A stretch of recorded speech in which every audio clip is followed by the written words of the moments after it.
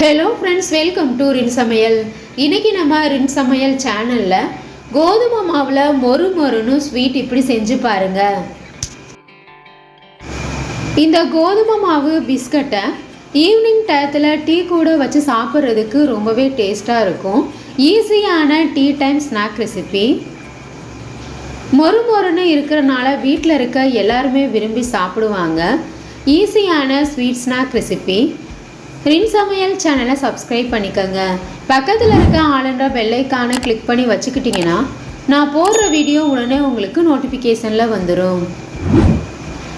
Sweet biscuit செய்கிறதுக்காக 1 cup அளவு கோதுமை மாவு எடுத்திருக்கேன். அதே கப்பில் 1/4 கப் அளவு ரவை சேர்த்துக்கணும். பெரிய ரவையாக இருக்கிறனால மிக்ஸி ஜாரில் சேர்த்துட்டு நைஸாக அரைச்சி எடுத்துக்கலாம். ஒருவேளை நீங்கள் எடுக்கிற ரவை சின்ன ரவையாக இருந்ததுன்னா அப்படியே மாவு கூட சேர்த்துக்கலாம்.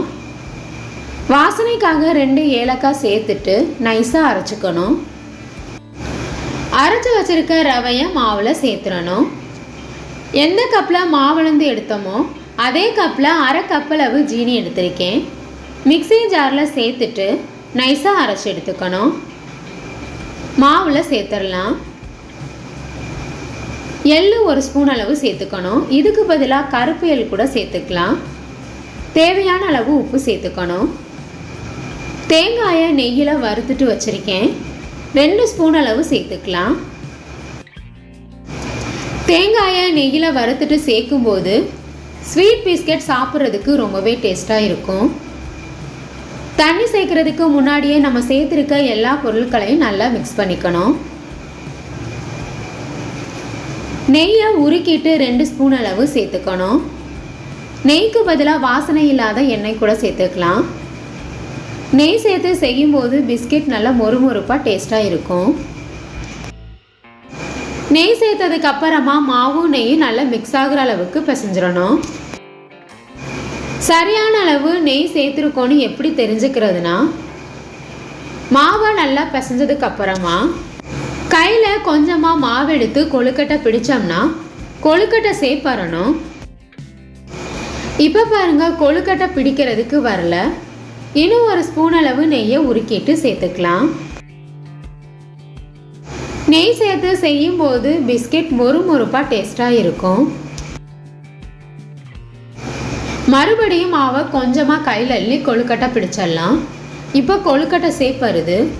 உதிர்த்து விடும்போது ஈஸியாக உதிரணும். இதுதான் சரியான அளவு. அடுத்ததாக கொஞ்சம் கொஞ்சமாக தண்ணி சேர்த்து நல்லா பிசைஞ்சிடணும். இந்த மாவு பிசைகிறதுக்கு தண்ணி அதிகம் தேவைப்படாது. சுடு தண்ணி சேர்க்க தேவையில்லை. பச்சை தண்ணி சேர்த்தே மாவை பிசைஞ்சிக்கலாம். சப்பாத்தி மாவு போல் சாஃப்டாக பிசைஞ்சுக்கணும்.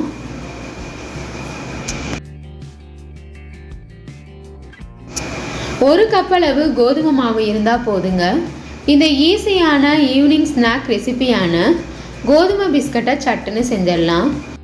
கடைகளில் வாங்கி சாப்பிட்ற பிஸ்கட் போலவே வீட்டில் செய்கிற இந்த பிஸ்கட்டும் சாப்பிட்றதுக்கு ரொம்பவே டேஸ்ட்டாக இருக்கும். மாவை இந்தளவுக்கு சாஃப்டாக பிசைஞ்சுக்கணும். சப்பாத்தி கட்டையில் கொஞ்சமாக மாவு தூவிட்டு நாம் ரெடி பண்ணி வச்சுருக்க மாவை 2 பகுதியாக பிரித்து எடுத்துக்கணும். 2 பகுதியாக பிரித்ததுக்கு அப்புறமா ஒரு உருண்டையாக சப்பாத்தி கட்டையில் வச்சு ரோல் மாதிரி திரட்டிக்கணும். இந்த மாதிரி திரட்டினதுக்கு அப்புறமா கிராஸாக கட் பண்ணிடலாம். பிஸ்கெட் உங்களுக்கு எந்த ஷேப்பில் வேணுமோ அதுக்கு தகுந்த மாதிரி கட் பண்ணி எடுத்துக்கோங்க. ரோலாக உருட்டுறதுக்கு பதிலாக சப்பாத்தி கட்டையில் திரட்டிட்டு உங்களுக்கு எந்த ஷேப்பில் கட் பண்ண விருப்பமோ அதுக்கு தகுந்த மாதிரி கட் பண்ணி எடுத்துக்கலாம். பிஸ்கெட்டை ரொம்ப தடிமனாக கட் பண்ணக்கூடாது. அதே சமயம் ரொம்பவும் மெலிசாக இருக்காமல் மீடியம் தடிமனில் கட் பண்ணி எடுத்துக்கணும். மீதம் இருக்க உருண்டையை இதே போல் ரோல் போல் திரட்டி கட் பண்ணி எடுத்துக்கலாம். எல்லா பிஸ்கெட்டையும் கட் பண்ணி எடுத்தாச்சு. இப்போ எண்ணெயில் பொரிச்சு எடுத்துக்கணும். பிஸ்கட்டை பொரிக்கிறதுக்கு தேவையான அளவு எண்ணெய் சேர்த்துக்கணும். எண்ணெய் சூடானதுக்கு அப்புறமா நாம் கட் பண்ணி வச்சுருக்க பிஸ்கெட்டை எண்ணெயில் எடுத்து போட்டுடலாம். கடாய்க்கு தகுந்த மாதிரி 2, 3, 4 கூட போட்டு பொரிச்சு எடுத்துக்கலாம். நான் இன்னைக்கு 3 பிஸ்கெட்டாக போட்டு பொரிச்சு எடுக்க போகிறேன். ஒரு பக்கம் வெந்ததுக்கு அப்புறமா அடுத்த பக்கம் திருப்பி விட்டுறணும். பிஸ்கெட்டை எண்ணெயில் போட்ட உடனே திருப்பி விட்டோம்னா உடஞ்சிரும். அடுப்பை மீடியம் ஃப்ளேம்லேயே வச்சு பொரிச்சு எடுத்துக்கோங்க. மீடியம் ஃப்ளேமில் வச்சு பொரிக்கும் போது பிஸ்கெட் நல்லா மொறுமொறுப்பாக இருக்கும். ஹை ஃப்ளேமில் வச்சோம்னா சீக்கிரமாக கலர் மாறிடும். உள்ளுக்குள்ளே வேகாமல் மாவு அப்படியே இருக்கும். அப்பப்போ இந்த மாதிரி திருப்பி விட்டு வேக வச்சுக்கோங்க. மொறுன்னு பிஸ்கெட் வீட்டிலே ஈஸியாக செய்யலாம்.